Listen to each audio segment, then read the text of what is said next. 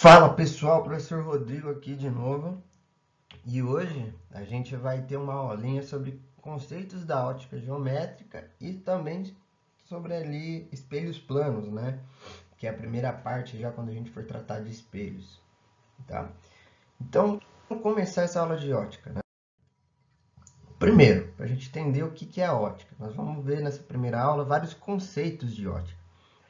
A ótica, ela vai ser esse ramo aí da física que vai estudar todos os fenômenos que se relacionam à radiação eletromagnética. Então, fenômenos de radiação, a gente já dos estudos sabe que radiação ela não precisa de um meio para se propagar. E qual que é a radiação mais famosa aí que a gente estuda na física? É a radiação luminosa, a famosa luz, né? Essa luz que a gente sabe do que foi estudado, ela vai se propagar no vácuo numa velocidade de 300 mil quilômetros por segundo. Então, uma velocidade altíssima da luz. Por que propaga no vácuo? O estudo foi com relação ao vácuo, desconsiderando qualquer tipo de atrito, qualquer tipo de perda. Pessoal, para ter uma ideia do que é isso, 300 mil quilômetros por segundo, vamos pensar o seguinte, a Terra ela tem um raio aí de, se não me engano, 6.371 quilômetros. Se a gente calcular o perímetro da Terra, que é para eu dar um percurso aí pelo raio na Terra inteira, calcular essa distância, pegar essa velocidade e calcular o tempo, para vocês terem ideia, com essa velocidade, eu daria por segundo em torno de 7 voltas e meia na Terra. Por segundo, a cada segundo eu daria 7 voltas e meia na Terra. Então a luz ela se propaga numa velocidade absurda, que às vezes a gente não percebe, né? E essa luz ela faz parte aí desse espectro magnético que a gente vai ver no próximo slide. É uma parcela pequena do espectro magnético? É. Ele vai estar ali, vocês vão ver, é 1% daquilo, né, dos comprimentos de onda. Mas é a parcela aí que a gente consegue mais encontrar no nosso dia a dia, né? Nossa luz visível. Aí embaixo que eu coloquei para vocês, foi só para a gente lembrar, uma onda, ela tem esse formato, que a gente consegue ver aqui, né? Formato da onda. E quando eu pego de uma crista, que é o ponto mais alto da onda, até a outra crista, essa distância aqui equivale ao meu comprimento de onda.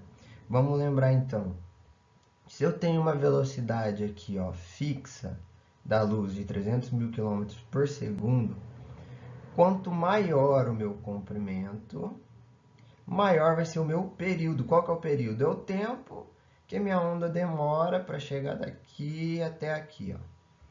Então, o período ele é o inverso da frequência. O que isso significa? Quanto maior o comprimento de onda, se é maior o período, é menor a frequência. Então, comprimento de onda e frequência são grandezas inversamente proporcionais. Quanto maior meu comprimento de onda, menor a minha frequência. E assim vice-versa, tá bom? Olha o que eu coloquei aqui também.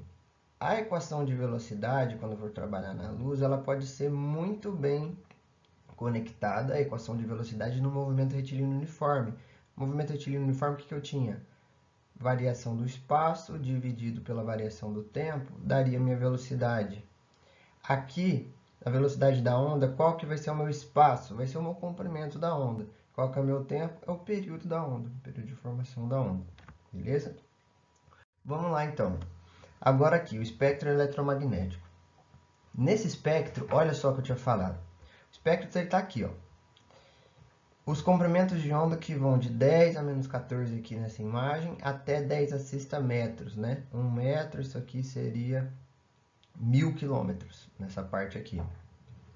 Então, para vocês verem como é que as ondas eletromagnéticas são, ó. Os raios gamas, eles têm uma frequência muito alta aqui, ó. Tá vendo que o comprimento de onda é bem pequenininho? A frequência dele é bem mais alta. À medida que eu vou aumentando meu comprimento de onda, minha frequência vai diminuindo. Então, aqui estão as ondas de rádio, micro-ondas, infravermelho, os raios-x, quando a gente vai fazer exame, então nessa faixa aqui, ó, de onda, o comprimento de onda bem pequeno, uma frequência mais alta. Radiação ultravioleta, famosa radiação do Sol. E aqui nessa partezinha aqui, ó, tem a luz visível. Qual que é a luz visível? É o que a gente consegue enxergar, que a gente consegue captar com o nosso olho. Essa luz vocês podem perceber, ó, comprimentos de ondas menores, a luz tende mais para um tom lilás. À medida que o meu comprimento de onda vai aumentando, ó, de 400 nanômetros aqui até 700, eu percebo que ele vai ganhando mais tons de vermelho, ó. Então é o famoso RGB, né? Que muitos aí podem jogar ou ver em configurações do computador. R de red, vermelho, G de green, verde e B de blue.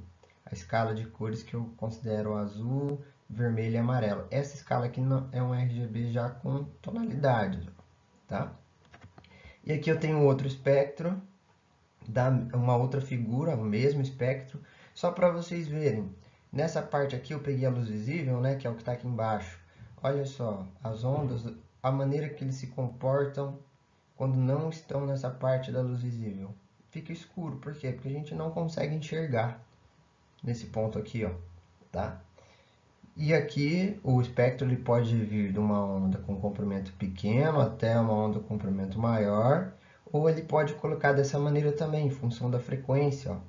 Então, os comprimentos de ondas maiores aqui, até os comprimentos de ondas menores, tá? É assim que funciona o espectro, só para a gente vincular frequência, comprimento de onda e o tipo da minha onda, tá? Mas o que a gente vai trabalhar agora é a luz visível, na sua grande maioria. Beleza. Aqui a gente já entra direto na luz, né? Tem dois conceitos importantíssimos aqui de luz. Primeiro, raio de luz.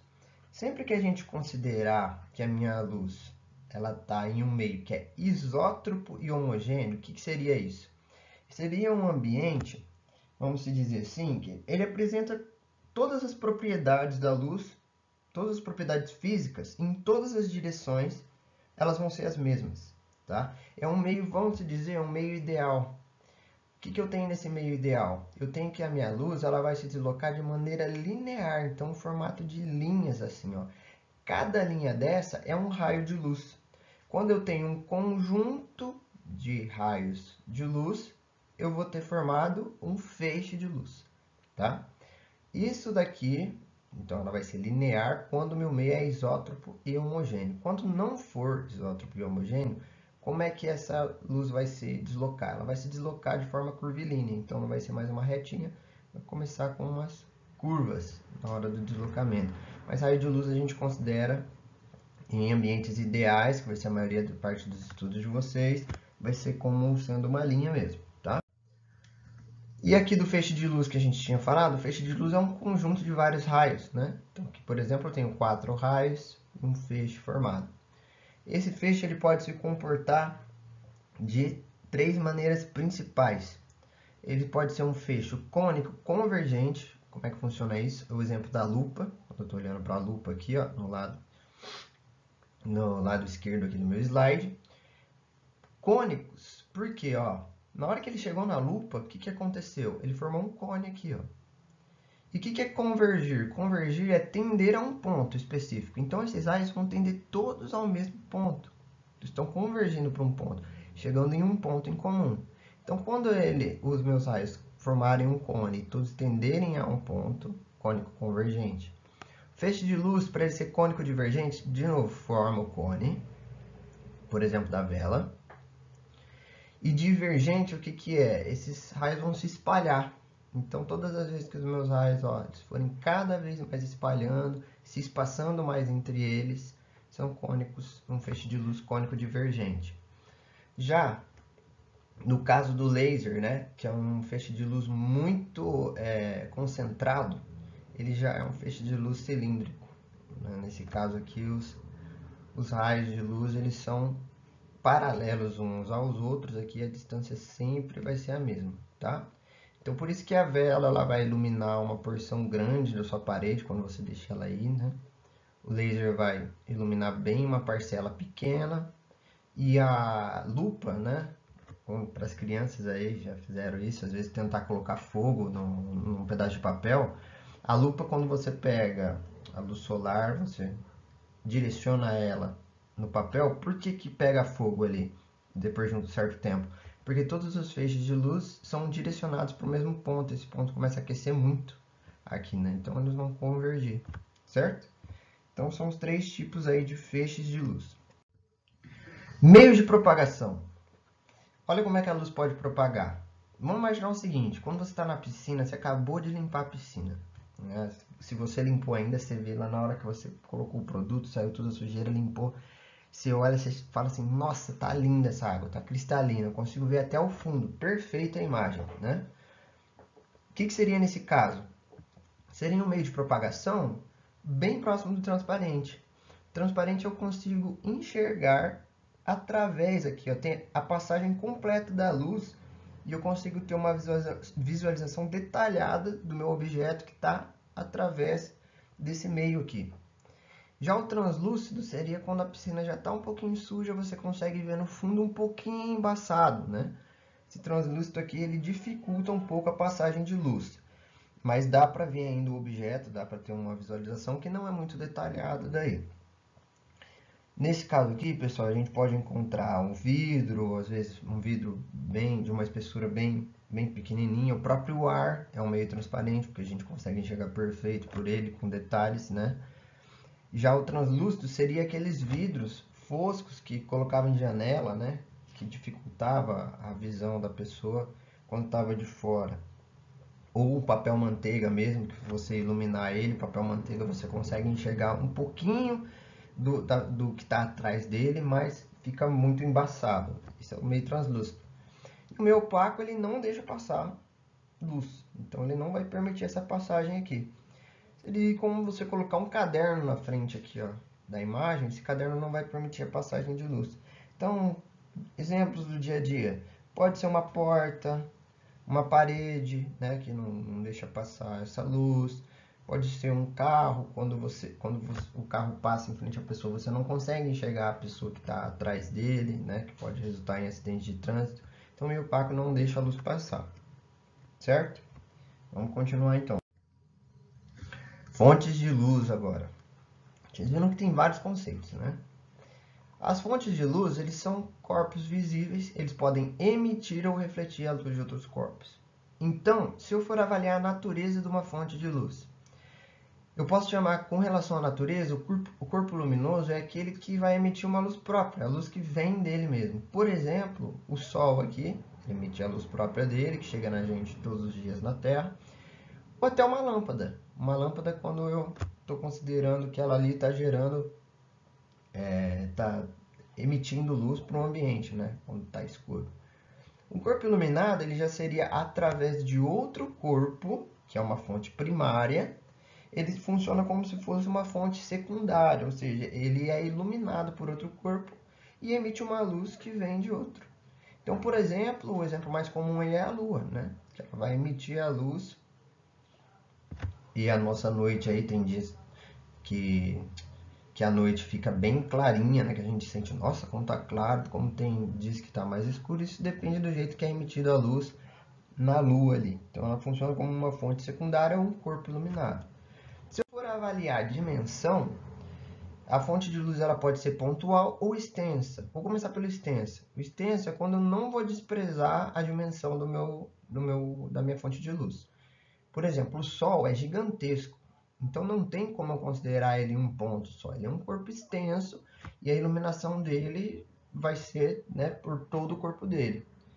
Se eu considerar aí meu ambiente uma sala, por exemplo, na sala, uma luz ela pode iluminar bem, uma lâmpada, né, ela pode iluminar bem a minha sala. Então eu posso considerar ela como se fosse um corpo extenso aí, ela faz diferença no meu ambiente. Agora, um corpo pontual, imagina o seguinte, ó. O corpo pontual é aquele que eu já posso desprezar a dimensão dele com relação ao meio. Uma vela, imagina você colocar uma vela bem pequenininha no meio de um salão muito grande. Vai ser uma luz tão pequenininha que, de certa forma, eu vou desprezar a vela. Eu vou ver só a luz ali.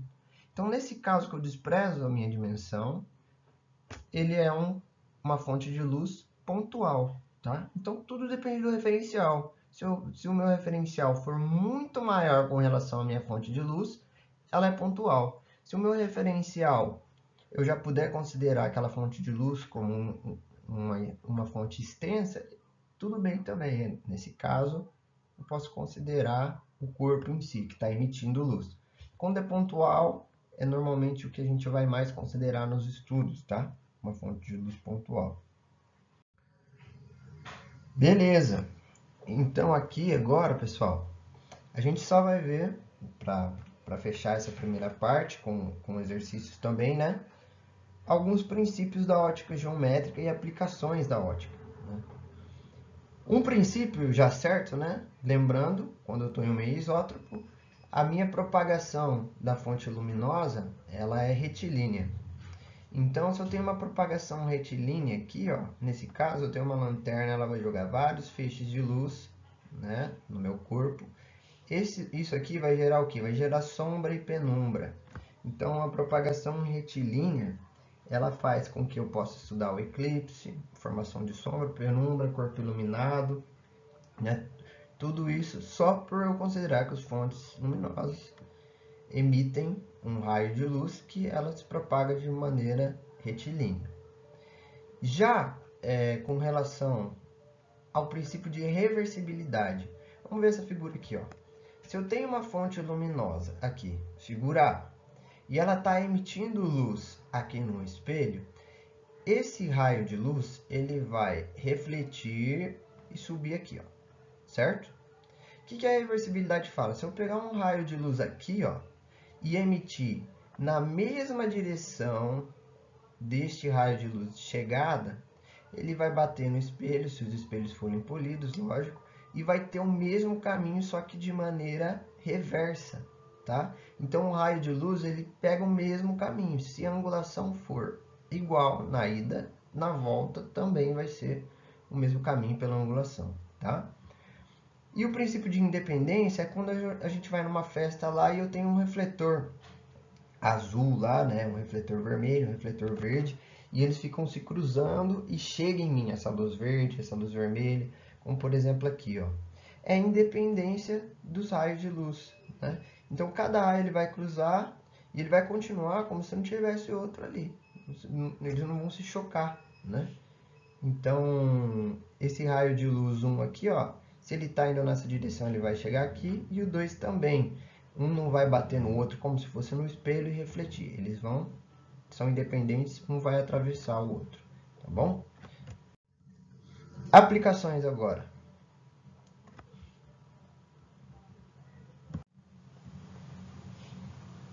Beleza, vamos lá.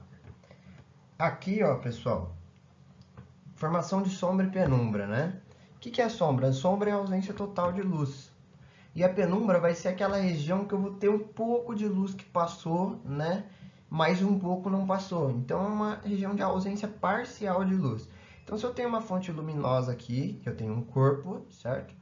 Na hora que eu iluminar esse corpo, vai ter uma região aqui que eu não vou ter nada de luz, que é a minha região de sombra.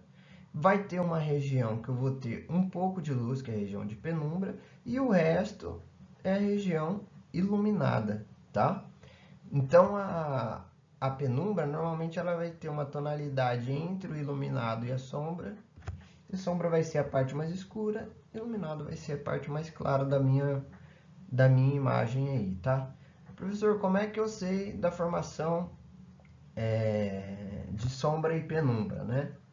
Exatamente como está aqui, ó. Se eu quiser, de uma maneira simples, ver a região que tem sombra e penumbra, ó, eu pego dessa parte de cima, traço uma linha que bate na parte de baixo do meu corpo em estudo e uma que bate na parte de cima e continuo com essa linha aqui, ó, tá?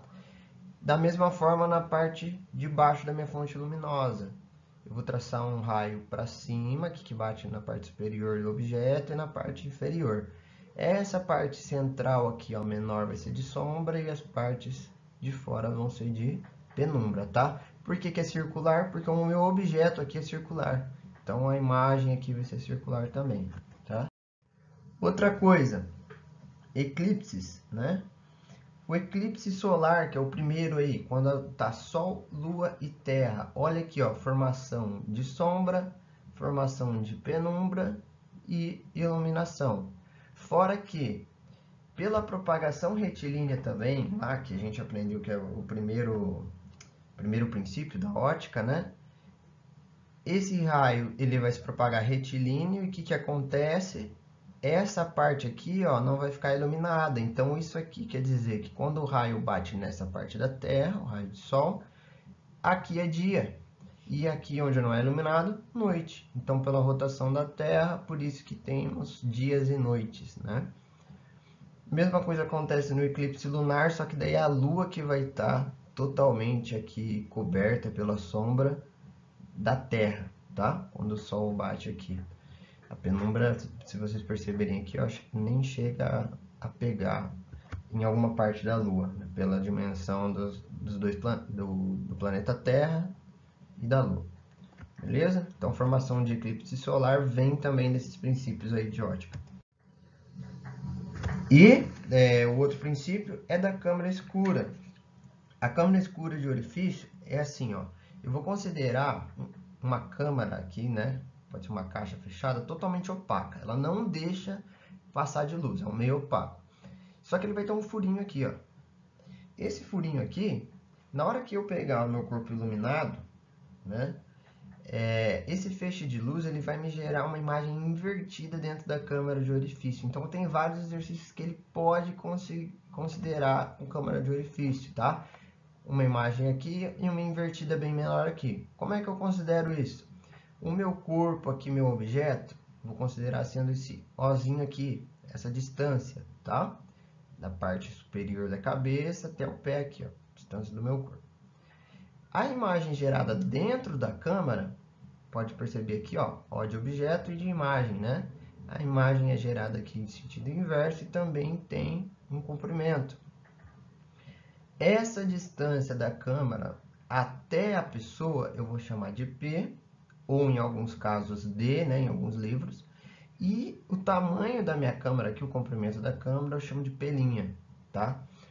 Então, os estudiosos fizeram o quê? Eles estudaram isso aqui e chegaram em uma proposição, que quando eu vincular o tamanho do meu objeto com a imagem, eu também posso vincular a distância do meu objeto até a câmara pela distância aqui, o comprimento dessa parte de baixo da câmara, tá? Então, quando eu tiver um exercício de câmara escura, é isso aqui que eu vou ter que abordar. Repito, em alguns casos eles usam D aqui e D' aqui embaixo, tá? Mas é só questão de consideração aí do meu problema.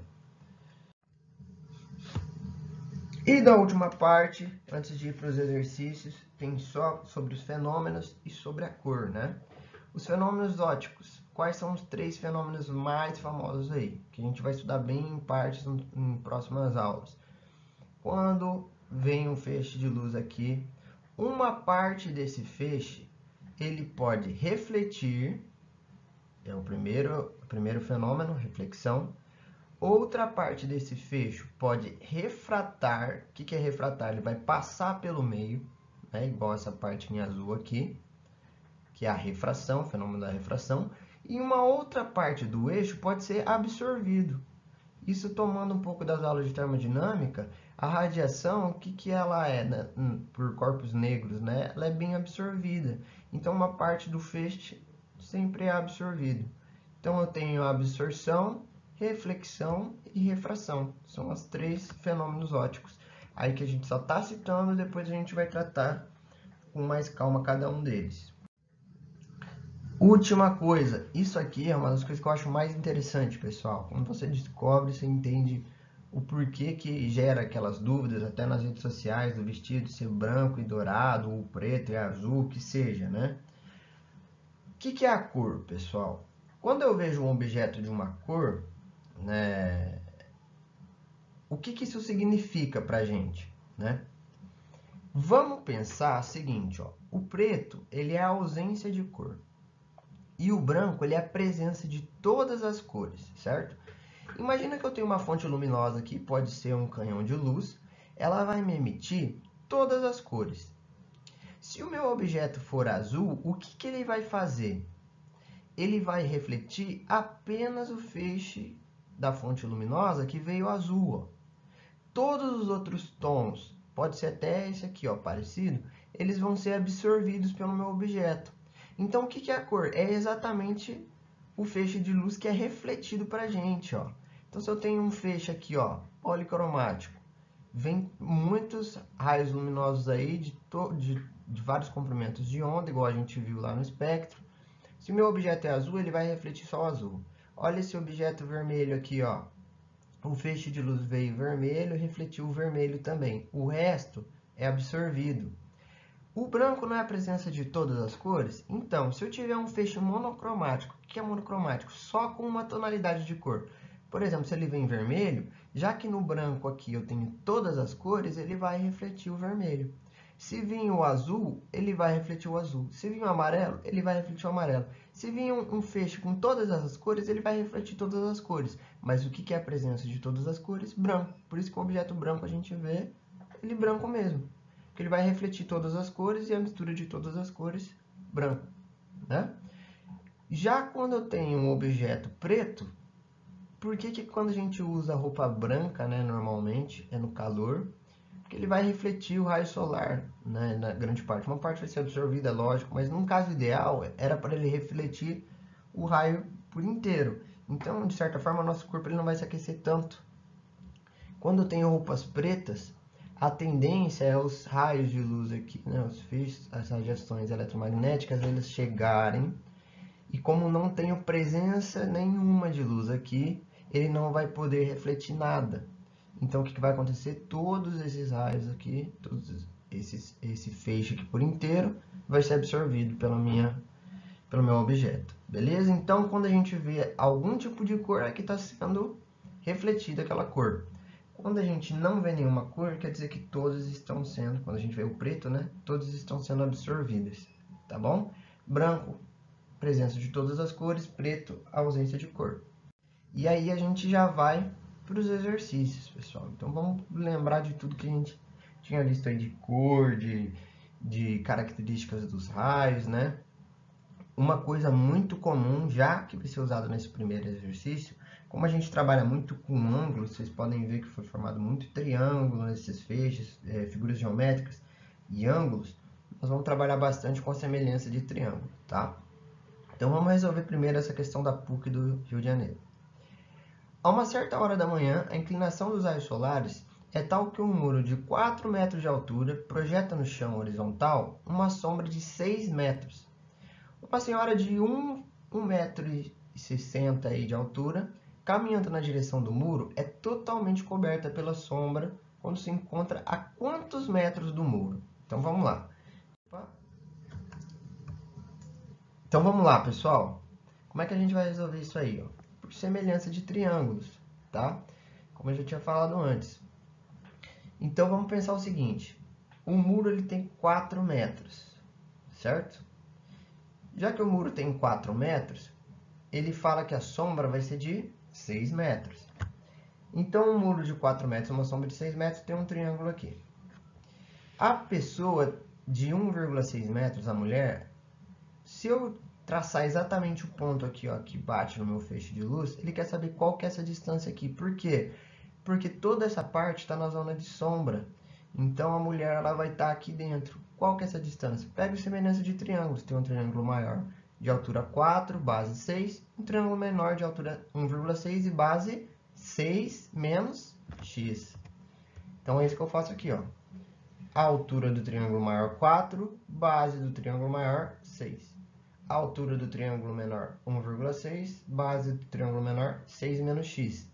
Multiplico cruzado, isso aqui vai dar 4 vezes 6 menos x, 24 menos 4x. E 6 vezes 1,6, 9,6.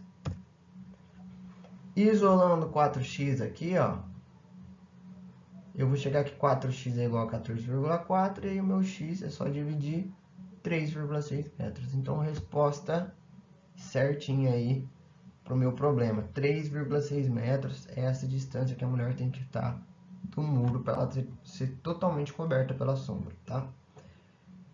Beleza, vamos para o próximo, então. Agora da PUCamp de São Paulo. Quando um objeto O é colocado a uma distância D de uma câmara escura, olha a câmara escura aparecendo aí, forma-se uma imagem de altura I. Beleza, igual a gente aprendeu. O mesmo objeto é aproximado 6 metros dessa câmara e nota-se a formação de uma imagem de altura 3i. O valor de D em metros é... Então, o que ele quer saber? No primeiro caso, eu vou considerar a minha câmera aqui, né? O objeto de altura O aqui e a imagem de altura de tamanho I aqui, altura I. A distância do objeto até a câmera é D e a distância da câmera aqui, o comprimento dessa parte de baixo da câmera, a base da câmera, é D', certo? Isso na primeira situação. O que acontece na segunda? Na segunda, ele vai aproximar 6 metros. Então, o que vai acontecer? É a minha distância antiga menos 6 metros. Ele chegou mais perto por 6 metros. E ele falou que a minha imagem agora é 3i. É 3 vezes maior que a imagem anterior. A minha câmera ela vai aumentar o tamanho dela? Não, ela continua a mesma coisa. Eu só aproximei meu objeto. Então, o que eu posso considerar? No primeiro caso, o que eu tinha? Lá daquela minha consideração sobre câmera escura, lá que a gente viu na teoria. Tamanho e altura do objeto pela altura da imagem é a mesma coisa, eu posso considerar igual a distância do objeto até a câmera dividido pela base da câmera. No segundo caso, o que eu tenho? Olha lá, meu objeto continua com a mesma altura, só que agora a minha imagem vai ser 3 vezes a anterior. A minha distância aqui, ó, o D, agora vai ser D menos 6. E o meu tamanho da base aqui da câmera continua sendo D'. Então, se eu vincular aqui, ó, se eu pegar esse 3 e passar aqui para cima, ó, multiplicando, o que eu chego? O por I igual a 3D menos 18 por D'. Olha só, eu tenho O por I, que é isso aqui, e O por I, que é isso aqui. O que eu posso fazer? Igual essas duas partes. Olha como é que vai ficar. D sobre D' igual a 3D menos 18 sobre D'. Corto os dois D', vou isolar o D até chegar na resposta final, que é de 9 metros. Beleza? Então, o que aconteceu aqui, né? A distância inicial era de 9 metros. E aí, na segunda parte, ele aproximou 6 metros, então a distância ficou de 3 metros. Resposta final, D igual a 9 metros. Agora, para terceiro exercício. Vamos lá. Uma almofada listrada nas cores vermelha e branca é colocada em uma sala escura e iluminada com luz monocromática azul. As listras vermelhas e brancas são vistas como? Então, olha lá.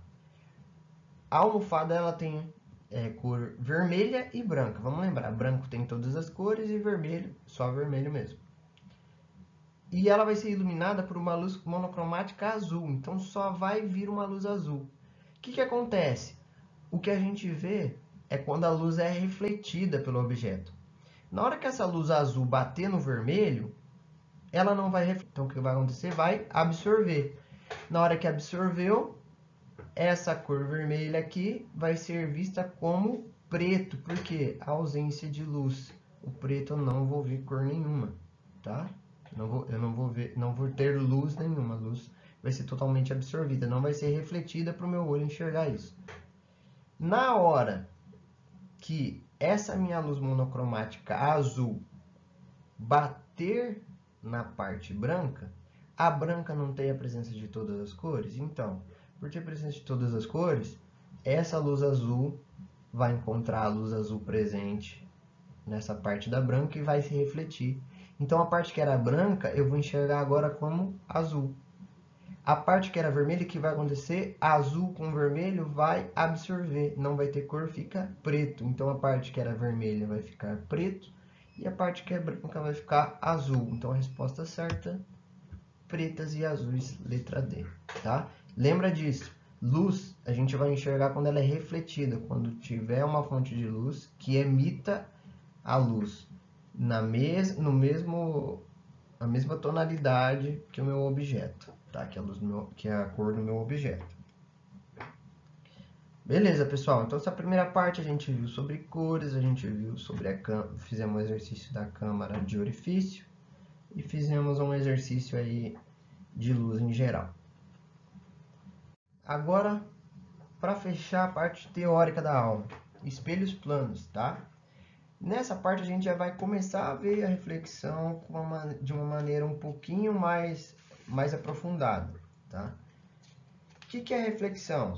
Vamos lembrar. Reflexão é quando um raio de luz chega, ele vai bater numa superfície. Se essa superfície for totalmente polida, for perfeita, né? Polida aí, o que vai acontecer?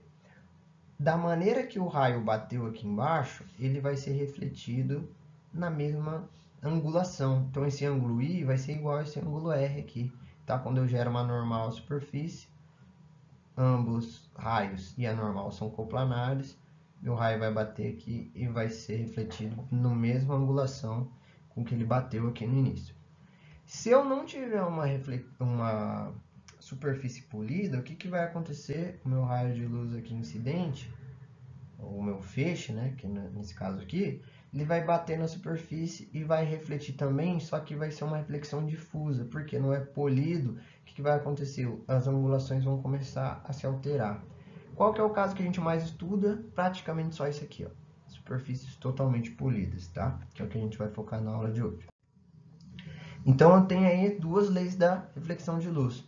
O raio incidente e refletido e a reta normal são todas coplanares, ou seja, estão todos no mesmo plano aqui, ó.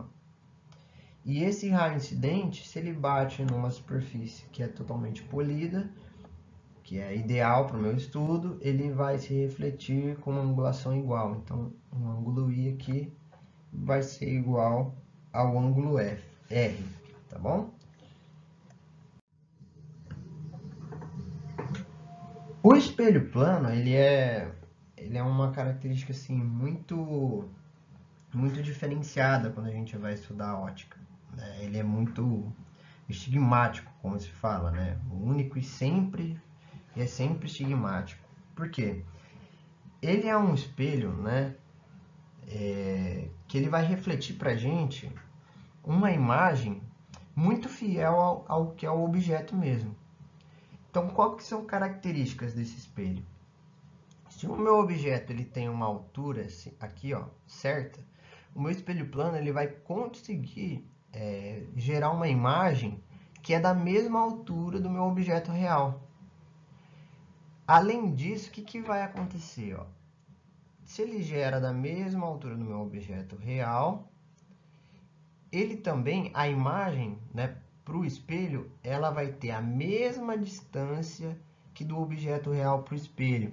Então, ele é tão perfeito assim na parte de considerar a minha imagem do real, do objeto real para a imagem que é gerada, que vamos dizer que ele é muito simétrico, né? Essas distâncias aqui vão ser iguais sempre, considerando o meu espelho, e o meu objeto vai ter uma altura igual à imagem, que eu enxergar a imagem aí, tá? Como é que eu faço, né? Quando eu estou enxergando aqui, ó, na verdade é o raio de luz que chega, incide no objeto, e aí ele vai refletir, e ele vem para o nosso olho aqui, certo? Aqui, se eu fizer a transposição aqui, ó, passar para o outro lado uma linha pontilhada desses raios luminosos que chegam no meu olho, vocês vão ver que eles vão gerar a altura exatamente igual ao do objeto. Por quê? O raio, na hora que ele chegou, bateu no espelho plano, o espelho plano totalmente polido, ele vai refletir na mesma angulação. Então, exatamente por refletir na mesma angulação, que é gerada uma imagem tão fiel ao meu objeto real. Então, guardem, sempre essas distâncias vão ser iguais, do objeto à imagem, e a altura dos dois também vão ser iguais, tá? Aqui é só a imagem, bem que eu pego essa aqui e viro o meu espelho, deixo ele na horizontal, é a mesma coisa, ó. As distâncias entre o objeto, que é o P aqui, ó, e a imagem, que é o P', são as mesmas distâncias, D vai ser igual a D'. E a altura dos objetos também. Nesse caso aqui é pontual, agora estou considerando um ponto, como se fosse o corpo, né? O que a gente fala do espelho plano também? Que a imagem que é gerada por ele vai ser virtual. O que é a imagem virtual? ela vai ser formada através do processo de prolongamento de raios luminosos refletidos. Então, ó, aqui o meu raio não refletiu para ir no meu olho. Se eu fizer o prolongamento do raio refletido, ó, minha imagem é gerada aqui, virtual. E direta, por quê? Diferente da câmera escura que a gente viu, o objeto, se ele está em pé aqui, a imagem vai ser gerada em pé também. Por isso que ela é direta, ela tem a mesma orientação. Os objetos vão ter o mesmo tamanho, o objeto e a imagem, e vai ser totalmente simétrico no espelho aqui, né? Formar triângulos aí muito simétricos, tá?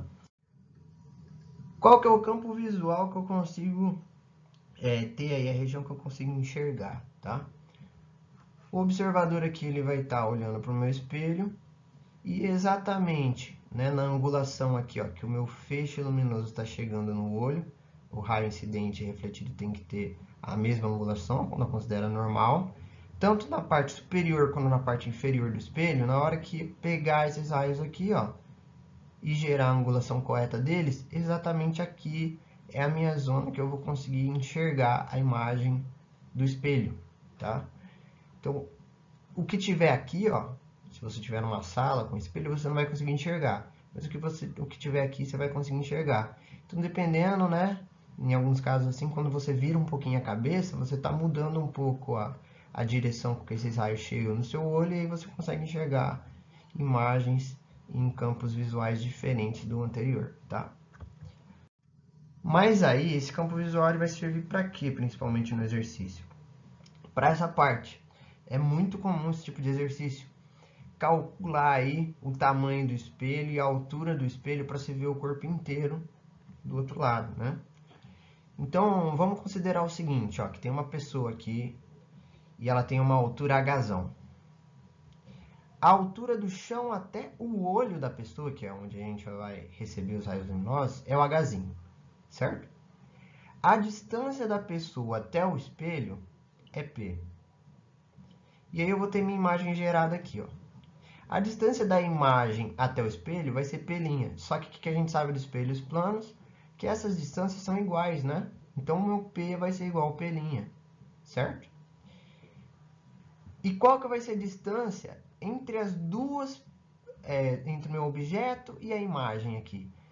Já que P é igual a P', a distância aqui do objeto e da imagem vai ser 2P, tá? Vai ser essa parte aqui que é P e essa parte também é P, beleza? Vou trabalhar com semelhança de triângulos. Como assim, ó? Vamos considerar o seguinte, ó. Aqui eu tenho a pessoa, que tem a altura dela. Distância até o espelho de P. Distância do espelho até o meu objeto aqui, ó. P também. E esse Ezinho eu vou considerar como sendo o tamanho do meu espelho. Então, o que eu posso fazer? Eu posso fazer semelhança de triângulos assim, ó. Triângulo maior agora. O que eu tenho? Base 2P, certo? E a altura, Hzão.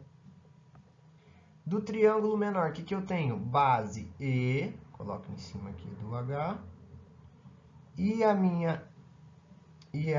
a altura é E, né? E a minha base é Pzinho, ó. Eu faço uma vinculação, então, entre as alturas do meu triângulo, ó, altura E e altura H, e entre as bases dos meus triângulos. Do triângulo maior que tem o H, eu tenho 2P, ó. E do triângulo menor que tem o tamanho do espelho, eu tenho P. E aí, na hora que eu fizer essa consideração, o que eu vou chegar? A altura mínima para eu me enxergar inteiro no espelho, para enxergar o meu corpo inteiro, a altura mínima do espelho, o tamanho do espelho, tem que ser a altura da pessoa dividido por 2. Então, se eu tenho 1,80 m, qual que tem que ser o tamanho do espelho para eu poder me enxergar inteiro, né? O comprimento desse espelho. 1,80 m dividido por 2, 90 centímetros. Então, esse espelho vai ter que ter 90 centímetros de altura. O mesmo vale para o outro triângulo, aqui agora embaixo, ó, que tem os 2P's. Esse Bzinho aqui vai ser a altura do chão até onde eu vou colocar o espelho. E eu tenho um triângulo maior que daí vai ser a altura até o meu olho aqui, ó, até onde eu estou enxergando. Então, fazendo a mesma coisa semelhante de triângulos, eu vou chegar que a altura do chão até a base do meu espelho tem que ser a altura dos meus olhos até o chão dividido por 2. tá? Então, eu tenho como calcular, para eu me enxergar o corpo inteiro no espelho, eu tenho que calcular qual que vai ser a altura que eu vou ter que pôr a base do espelho, isso vinculado a distância do meu olho até o chão, e qual que vai ser o comprimento aqui, a altura do meu espelho, vinculado à minha altura normal aí, tá? A gente vai fazer um exercício depois que vai explicar bem isso aí, vai conseguir passar para vocês uma ideia de como resolver exercício assim. A última coisa da aula de hoje é quando eu tenho uma associação de espelhos planos, tá? Nesse caso aqui eu tenho dois espelhos, ó. O que eu posso falar? Tem uma formulinha que é essa aqui, ó. O número de imagens geradas, ela vai ser 360 dividido pela angulação que eu tenho entre os meus espelhos, menos 1. Como assim, ó? Se eu pegar dois espelhos planos e deixar eles a 90 graus, igual tá aqui, ó, e igual tá nessa imagem, eu vou conseguir enxergar 3 imagens do meu objeto. Por quê? 360 dividido por 90 dá 4, 4 menos 1, 3 imagens. 3 imagens e um objeto são 4 elementos, tá?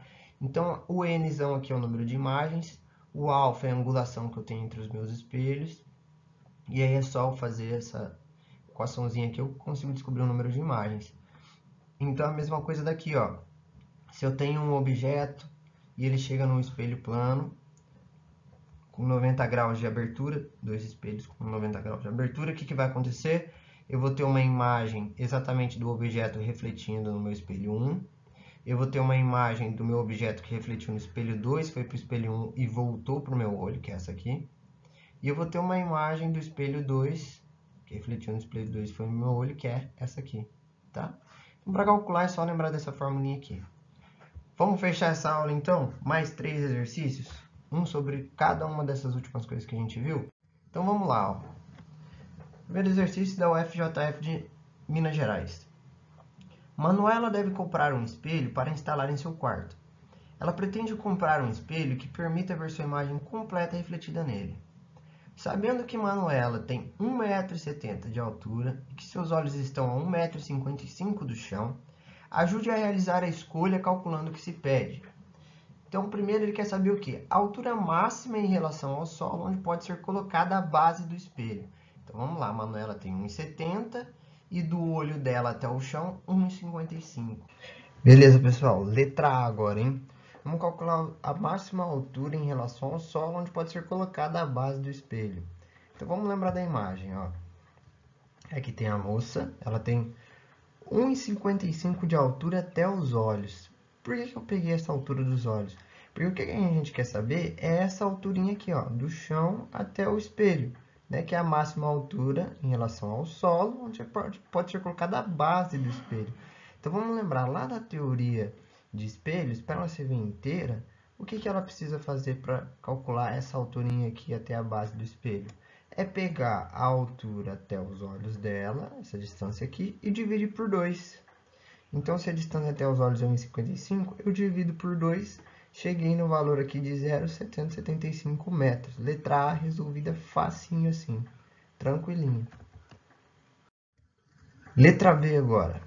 Na letra B é a mínima altura em relação ao solo, onde pode ser colocado o topo do espelho. Então, o que ele quer avaliar agora? Ele quer essa altura aqui, do chão até a base, mais o tamanho do meu espelho, a altura do meu espelho. O que eu preciso fazer então? Eu preciso achar quanto vale essa altura aqui do meu espelho, tá? A altura do meu espelho eu calculo com relação à altura da pessoa. Então, ela tem 1,70. Se ela tem 1,70, quando eu divido por 2, a altura do meu espelho tem que ser 0,85 metros, para ela poder se enxergar por inteiro, tá? Para saber, então, a mínima altura em relação ao sol, onde pode ser colocado o topo do espelho, isso aqui é o mínimo que o espelho tem que ter para ser visto por inteiro. Então, o que eu faço? Eu pego essa altura aqui do chão até a base do espelho, que eu já calculei na letra passada, 0,775 metros, e somo com a altura que o espelho tem que ter no mínimo, que é 0,85. Então, 1,625 metros é a resposta.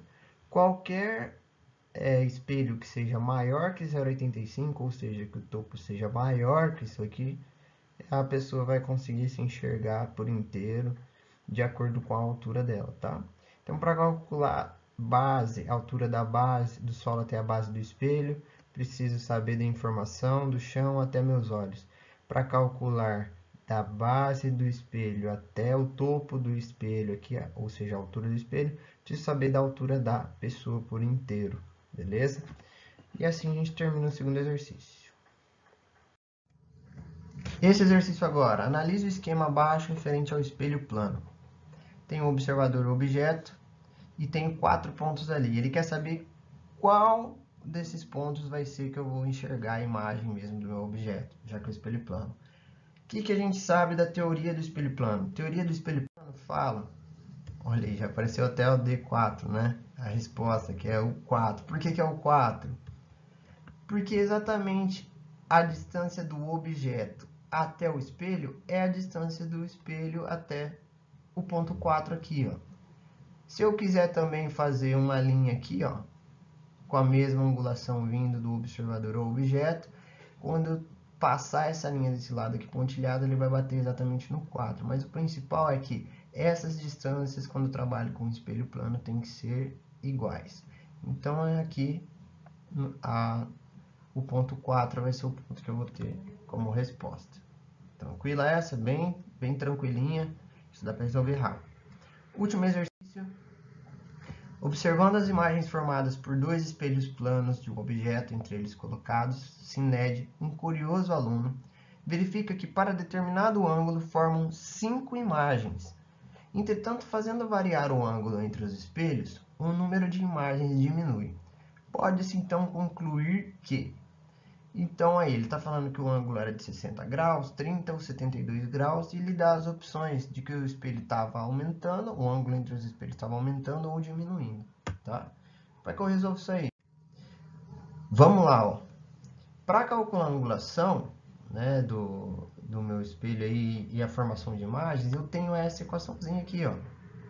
Então, se formou 5 imagens, eu substituo o meu n por 5. Substituindo meu n por 5, eu vou ter que o meu alfa aqui, que é a angulação entre os espelhos, já descubro a angulação. Então, ó, substituindo ele por 5, vou chegar numa coisa assim. Nesse caso, multiplico todos por alfa. Aqui, por que eu faço isso? Para poder cortar esse alfa de baixo, tá? Cortando esse alfa de baixo, eu vou chegar nessa equação aqui, ó. 5α igual a 360 menos alfa. Esse menos alfa eu vou passar para lá positivo, fica 6α igual a 360. Na hora que eu passar dividindo 6, eu sei que o meu ângulo entre os espelhos é de 60 graus, tá? Já descobri a primeira parte da resposta. Um ângulo de 60 graus. Mas e aí?